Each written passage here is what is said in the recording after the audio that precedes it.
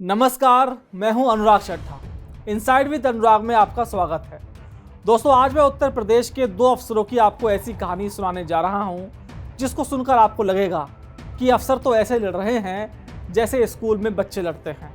जैसे गली मोहल्ले में किसी बात पर झगड़ा हो जाए तो बच्चे आपस में लड़ जाते हैं, और बच्चों के अलावा उनके जब पेरेंट्स उनका पक्ष लेते हैं उसकी भी कहानी है।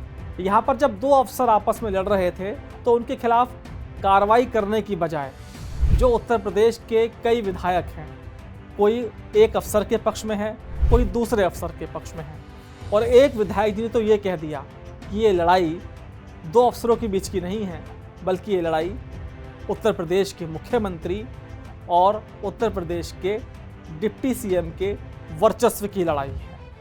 तो चलिए दोस्तों, हम इस रिपोर्ट में समझने की कोशिश करेंगे कि वाकई ये लड़ाई दो अफसरों के बीच में है या जो विधायक साहब कह रहे हैं कि ये लड़ाई मुख्यमंत्री और डिप्टी सीएम के बीच में है। तो चलिए शुरुआत करते हैं। एक चिट्ठी जिसमें लिखे हैं अव्यवस्था के आरोप, एक ऑडियो जिसमें गूंज रही है कमाई की बात, सियासत के सबसे बड़े खिलाड़ी, एक जिलाधिकारी, दूसरा मुख्य चिकित्सा अधिकारी, दोनों आमने सामने, एक ही टीम पर पाले अलग अलग।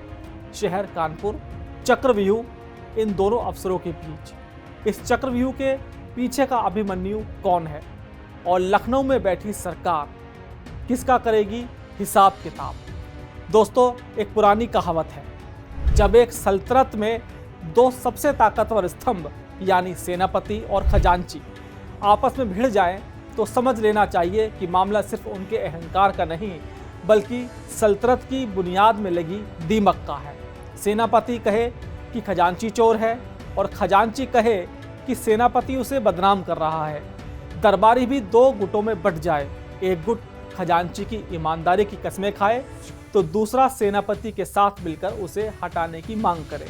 इस पूरे तमाशे में बादशाह चुप रहे और प्रजा देखती रहे। दोस्तों, कहानी पुरानी है लेकिन किरदार और मंच आज भी वही है, बस नाम बदल गए हैं। बादशाह की जगह अब सरकार है और सल्तनत का नाम है कानपुर। जी हाँ, उत्तर प्रदेश का कानपुर एक बार फिर से सुर्खियों में है, लेकिन इस बार वजह कोई अपराध या विकास नहीं बल्कि दो सबसे बड़े अधिकारी, जिलाधिकारी जितेंद्र प्रताप सिंह और मुख्य चिकित्सा अधिकारी सीएमओ डॉक्टर हरिदत्त नेमी के बीच में जंग छिड़ी है। एक ऐसी जंग जिसने अब पूरी तरह से सियासी रंग ले लिया है और सत्ताधारी भाजपा के विधायकों को ही आमने सामने खड़ा कर दिया है। इस पूरे ड्रामे की शुरुआत हुई एक चिट्ठी से। कानपुर के डीएम जितेंद्र प्रताप सिंह ने जिले की स्वास्थ्य सेवाओं की बदहाली, अस्पतालों के निरीक्षण में मिली खामियों और डॉक्टरों के तबादलों में मनमानी का आरोप लगाते हुए सीएमओ डॉक्टर हरिदत्त नेमी के खिलाफ शासन को एक पत्र लिख दिया। डीएम का साफ कहना था कि सीएमओ साहब काम में दिलचस्पी नहीं ले रहे हैं, उनका रवैया गैर पेशेवर है और स्वास्थ्य व्यवस्था चौपट हो रही है। मामला यही शांत नहीं हो सकता था, लेकिन तभी सीन में एंट्री हुई 3 वायरल ऑडियो क्लिप्स की।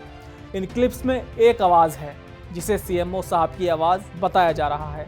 ये आवाज़ डीएम के लिए बेहद आपत्तिजनक भाषा का इस्तेमाल कर रही है।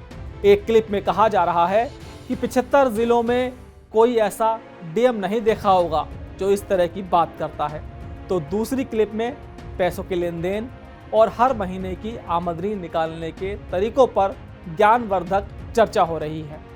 इन ऑडियो क्लिप्स ने आग में घी लगाने का काम किया है।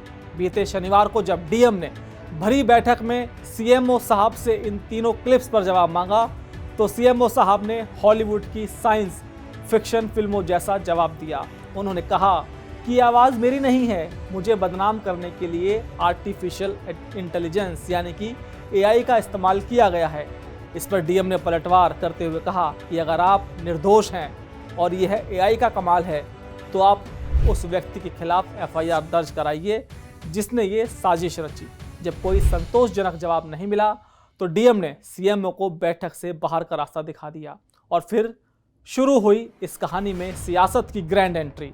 एक तरफ विधानसभा अध्यक्ष और कानपुर के दिग्गज नेता सतीश महाना, एमएलसी अरुण पाठक और विधायक सुरेंद्र मैथानी सीएमओ के कवच बनकर सामने आ गए। उन्होंने डिप्टी सीएम ब्रजेश पाठक को चिट्ठी लिखकर कहा कि सीएमओ डॉक्टर नेमी बहुत सराहनीय काम कर रहे हैं। जनता से उनका व्यवहार बहुत सहज है और उन्हें कानपुर से बिल्कुल ना हटाया जाए। तो दूसरी तरफ भाजपा के ही एक और विधायक बिठूर से अभिजीत सिंह सांगा ने सीएमओ के खिलाफ सीधा मोर्चा खोल दिया।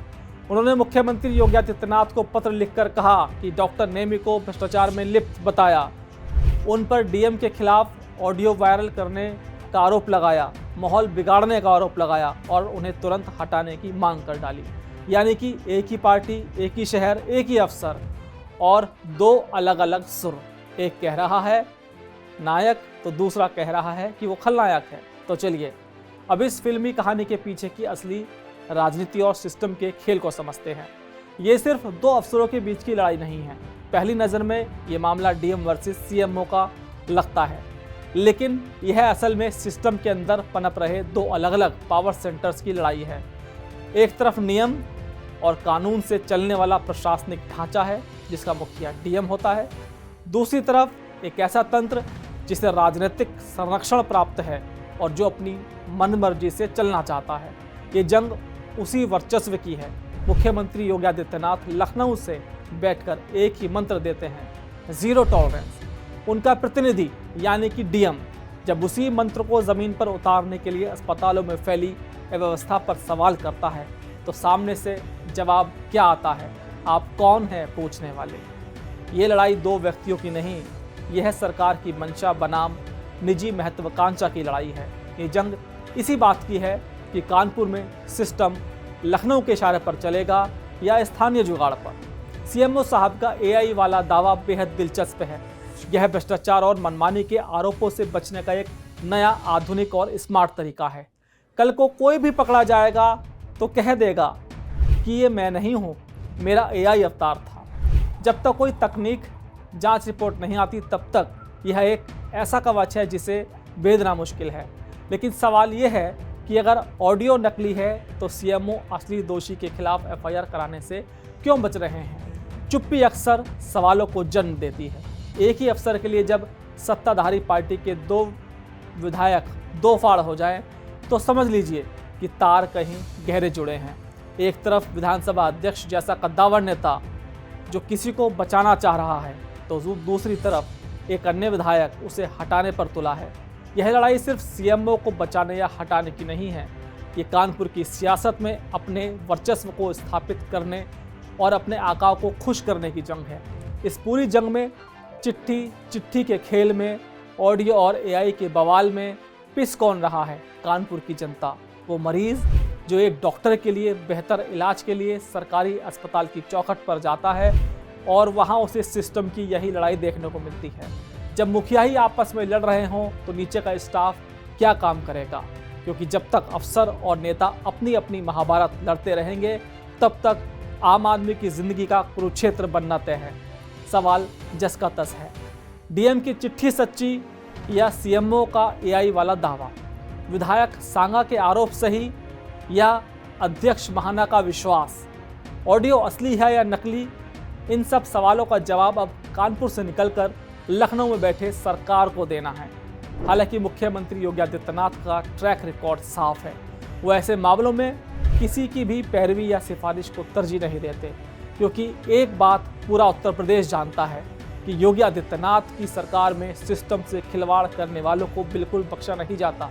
देर हो सकती है जांच में, समय लग सकता है, लेकिन जब बाबा का बुलडोजर गरजता है तो वो चेहरा, पद या सिफारिश नहीं देखता, वो सिर्फ सच और सबूत देखता है। दोस्तों, कानपुर को लेकर मेरा ये विश्लेषण आपको कैसा लगा कमेंट बॉक्स में ज़रूर लिखकर बताइएगा। साथ ही साथ मेरे चैनल को सब्सक्राइब करना ना भूलिएगा। दोस्तों, कानपुर की ये खबर आज ख़त्म नहीं होती। ये खबर लगातार सुर्खियों में रहेगी, चर्चाओं में रहेगी। इससे जुड़ी तमाम वीडियो और जानकारी मैं आपको ज़रूर प्रोवाइड कराता रहूँगा। फिलहाल मुझे दीजिए इजाज़त, फिर आपसे मुलाकात होगी किसी नई खबर के साथ। नमस्कार।